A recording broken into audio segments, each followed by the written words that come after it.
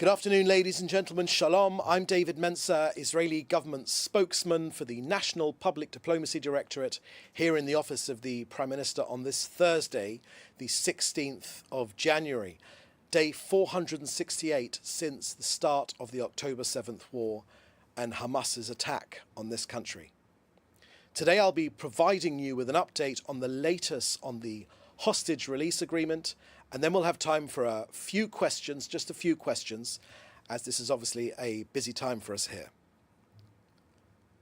Let me begin by telling you that as of this morning, the Prime Minister's office has made clear that Hamas have reneged on this hostage release agreement and has created a last-minute crisis in an effort to extort last-minute concessions.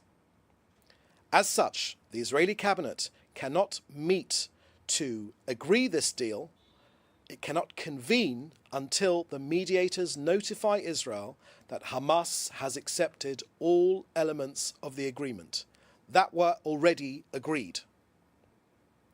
Families of our hostages have been informed today that Hamas has added further demands that contradict the agreement with the mediators. As of this time, the details of the agreement have not yet been finalized, and the negotiation team is continuing its efforts to reach a solution. The Israeli negotiating team are still in Doha as befits Israel's willingness to finalize the hostage release agreement.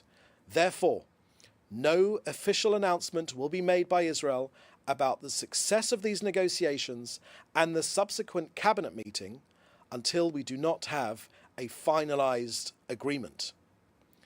Even last night, the Prime Minister strongly insisted that Hamas fold their last-minute demand to change the deployment of IDF forces in the Philadelphia corridor, so important, so crucial to stop weapons smuggling to Hamas. To be clear, the government of Israel wants to finalize an agreement. We want to bring our people home, and we hope that the details will indeed be finalized. Now, if this agreement to release our hostages is finalized, it will demonstrate Israel's strength, Israel's humanity, and Israel's unwavering commitment to its citizens. It comes at a time when Hamas is at its weakest, and Israel has achieved significant strategic victories against those who threaten our nation and this region.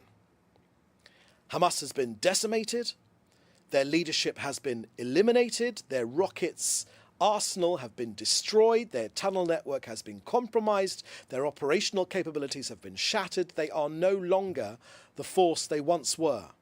And Iran, the driving force behind Hamas, have been dealt a severe blow, indeed many severe blows.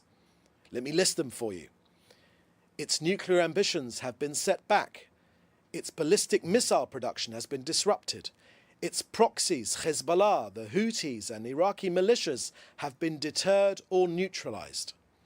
The Iranian axis of terror is collapsing. Now, Hamas is not just Israel's enemy, it's also the enemy of the Gazan people. They have used ordinary Gazans as human shields, deliberately maximizing civilian casualties to fuel their own propaganda. They steal humanitarian aid and they sell it back to Gazans at extortionate prices. They starve and exploit their own people. Their evil knows no bounds. But Israel is not just fighting Hamas. We are liberating Gaza from Hamas's tyranny. Every strike against Hamas is a step forward towards freedom for Gazans from this brutal regime. Now, we're asked often why this agreement has come to a head now. I'll tell you. This moment has been chosen because of Israel's military and diplomatic strength. Hamas is on the ropes, and international pressure, including President Trump's decisive stance, together with the Biden administration, have created the conditions for this agreement, if that does indeed come to pass. This is Israel acting from a position of power. We do this because every Israeli life matters, every Palestinian life matters. While Hamas dehumanizes and exploits their own people, Israel saves lives, both Israeli and Gazan. we show the world the stark difference between good and evil. Now, this hostage deal, this hostage agreement, if it is finally agreed, is not a concession. It's a demonstration of Israel's strength and moral clarity. Hamas's days are numbered and Gaza will be free from their terror. Israel will continue to protect its people, defend its values, and work towards a future of safety and peace for this region. So that's the end of our briefing today. I will now take your questions. Please put them in the chat together with your news outlet, and we've got time for just 2 or 3 questions. Okay, first question is from David Clement from the News Forum in Canada. Can you elaborate on the terms that Hamas have reneged on? Thank you for that question. And there's another question from Haley Bull asking the same question from Scripps News. I started off this briefing telling you that Hamas have made changes even after the agreement was agreed. Now, the mediators know this, they've confirmed this as well, and they're trying to exact further compromises from Israel. But we'll be very, very straight with you. This hostage release, if it happens, the primary function of this hostage release deal is to get our people home. Those are the most important things to us. Israel has already said that it is prepared to make heavy compromises, painful compromises.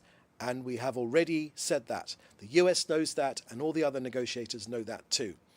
I will not be negotiating live on air, but I will tell you that Hamas have been making changes to the agreement which has already been agreed. Next question here is from Chris Summers from Epoch Times. Is Israel still seeking a complete veto on release of Hamas prisoners?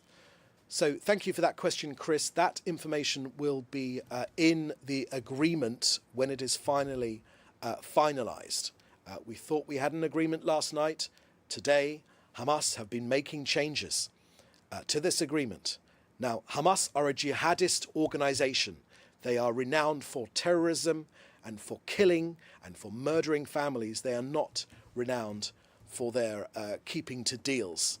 So when this agreement is finalized, the details of the deal will be clear for all to see.